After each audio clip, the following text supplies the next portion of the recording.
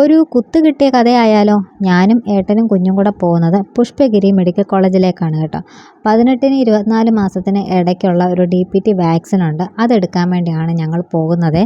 നേരത്തെ നമ്മൾ ബുക്ക് ചെയ്തിട്ടുണ്ടായിരുന്നു. 17ാമത്തെ നമ്പറാണ് നമുക്ക് കിട്ടിയത് കേട്ടോ. അതുകൊണ്ട് തന്നെ 10 മണിയൊക്കെ കഴിഞ്ഞിട്ടാണ് നമ്മൾ വന്നത്. തിരക്കൊക്കെ ഒന്ന് കഴിയുന്ന സമയം നോക്കിയാണ് നമ്മൾ ഏകദേശം ഒരു ടോക്കൺ നമ്പർ വിളിക്കുന്ന ഒരു സമയം നോക്കിയാണ് വന്നത്. പക്ഷേ കുഞ്ഞുമായിട്ട് നമ്മൾ വരുമ്പോൾ തന്നെ ഇവരങ്ങനെ ടോക്കൺ നോക്കിയൊന്നും വിളിക്കത്തില്ല. നമ്മൾ വരുന്നതിൻ്റെ അനുസരിച്ചായിരിക്കും അവർ വിളിക്കുന്നത്. കരോൾ മേഡത്തിനെയാണ് ഞങ്ങളെ കാണിക്കുന്നത് കേട്ടോ. അപ്പോൾ നേരത്തെ ജേക്കബ് സാറിനെ ആയിരുന്നു കാണിച്ചുകൊണ്ടിരുന്നത്. പിന്നെ എനിക്ക് ആ ഒരു ഡോക്ടർ മാറിയിട്ട് കരോൾ മേഡമാക്കി. കാരണം ഡോക്ടറോട് നമുക്ക് എന്തെങ്കിലും കാര്യങ്ങൾ ഡൗട്ട് ചോദിക്കാനൊക്കെ ഒരു ഭയം പോലെ. പുള്ളി ഒരു ഫ്രണ്ട്ലി ആയിട്ട് കുഞ്ഞുങ്ങളുടെ കാര്യം നമുക്ക് ഒരുപാട് ഡൗട്ടൊക്കെ കാണുമല്ലോ.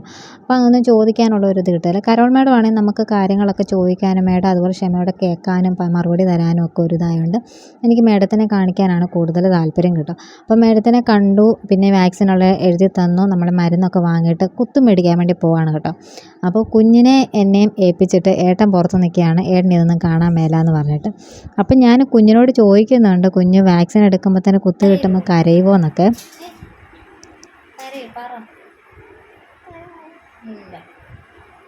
കരയില്ല എന്നൊക്കെ പറഞ്ഞാലും കുഞ്ഞുങ്ങളുടെ കാര്യമല്ലേ. ഒരു ചെറിയൊരു വേദന വന്നാലും പിള്ളേർ കരയും. പക്ഷേ കുഞ്ഞിനെ സംബന്ധിച്ച് അവൾ അത്യാവശ്യം വേദനകളെല്ലാം സഹിക്കും. ഒട്ടും സഹിക്കാൻ പറ്റാത്ത കാര്യത്തിന് മാത്രമേ അവൾ കരയാറുള്ളൂ കേട്ടോ. അപ്പം ഇങ്ങനെയുള്ള കാര്യത്തിന് വരുമ്പോൾ കുഞ്ഞിനെ എന്നെ ഏൽപ്പിച്ചിട്ട് അങ്ങ് പോകും. ഞാൻ കണ്ണൊക്കെ ഇറുക്കി അടച്ച് അങ്ങനെ ഇരിക്കും. പിന്നെ കുഞ്ഞ് വീഴുവോ അങ്ങനെ എന്തെങ്കിലും ആയിട്ട് വലുതായിട്ട് കരയുമൊക്കെ ആണെങ്കിൽ ഞാൻ മാക്സിമം സമാധാനത്തോടെ ആ കുഞ്ഞിനെ ഡീൽ ചെയ്യാറുള്ളൂ. അവളെ ഞാൻ പേടിപ്പിക്കാറൊന്നുമില്ല. അതായത് നമ്മൾ പേടിച്ച് കരയുകയൊക്കെ ചെയ്യുമ്പോൾ കുഞ്ഞുങ്ങളത് കണ്ട് വിഷമിക്കലെന്ന് ഓർത്തിട്ട് ഞാൻ അങ്ങനെ മാക്സിമം എൻ്റെ ഉള്ളിൽ അതങ്ങ് എല്ലാം അങ്ങ് ഒതുക്കും. പിന്നെ വിഷമം മാറ്റി ഇച്ചിരി ഐസ്ക്രീമൊക്കെ മേടിച്ചു. ഞങ്ങൾ പിന്നെ ഒരു ബിരിയാണി കഴിക്കാൻ വേണ്ടി കയറിയതാണ്. പാകിസ്ഥാൻ ബിരിയാണി ഞങ്ങൾ കഴിക്കാറുള്ളത്. പക്ഷേ അന്നേ ദിവസം അവധില്ലാണ്ട് ചമ്പാരൻ ബിരിയാണി കഴിച്ചു കേട്ടോ.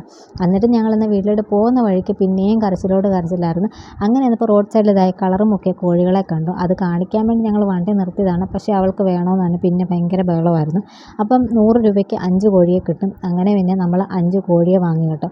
നേരത്തെ ഇതുപോലെ ഞങ്ങൾ കുറച്ച് കോഴികളെ വാങ്ങിയിട്ടുണ്ടായിരുന്നു. ഇതേപോലെ കളറും മുക്കിയ കോഴി. അതിനെ പിടിച്ച് കഴുത്തിനൊക്കെ പിടിച്ച് ഞെരുക്കി ആകെപ്പാടെ ബഹളമായിരുന്നു. പക്ഷേ അത് ജീവനോടെ ഉണ്ടായിരുന്നു. പിന്നെ ഞങ്ങളുടെ വീട്ടിൽ പൂച്ച ഉണ്ടായിരുന്നു. അപ്പോൾ പൂച്ച പിടിച്ചുകൊണ്ട് പോയി. അപ്പോൾ ഇതിൻ്റെ അവസ്ഥ അതിന് എത്ര നാൾ ജീവനോടെ ഇരിക്കും എന്നും നമുക്കറിയത്തില്ല. അതുകൊണ്ട് എന്തായാലും വാങ്ങി. അപ്പോൾ അന്നേ ദിവസം വൈകുന്നേരം ഒട്ടും നടക്കാനും ഒന്നും പറ്റത്തൊന്നുമില്ല. ചെറുതായിട്ട് പനിയൊക്കെ ഉണ്ടായിരുന്നു കേട്ടോ.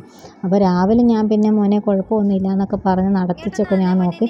കുറച്ച് നടന്നു കഴിഞ്ഞപ്പോഴത്തേന് അവൾക്ക് തന്നെ ആ ഒരു വേദന മറന്നാണ് നടന്നത്. പിന്നെ എന്നാലും ആ ഒരു ഇടത്തേക്കാൾ വലിച്ചാണ് നടന്നത് കേട്ടോ. കരച്ചിൽ കാണുമ്പോൾ ഒട്ടും സഹിക്കാൻ പറ്റത്തില്ല.